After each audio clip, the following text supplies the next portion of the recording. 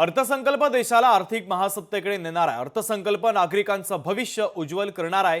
चित्रा वाघ यांनी अर्थसंकल्पावर महत्त्वाची प्रतिक्रिया दिली आहे।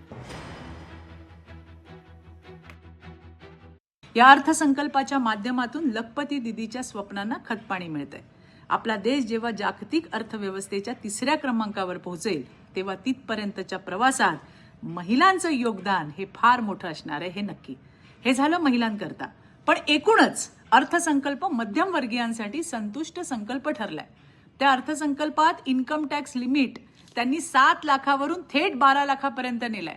त्यामुळे 12 लाख रुपये उत्पन्न असणाऱ्यांना देखील कोणताही टॅक्स भरावा लागणार नाहीये।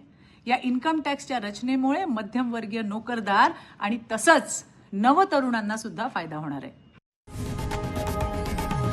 लोकशाही मराठी ऐका, पहा, जागरूक रहा।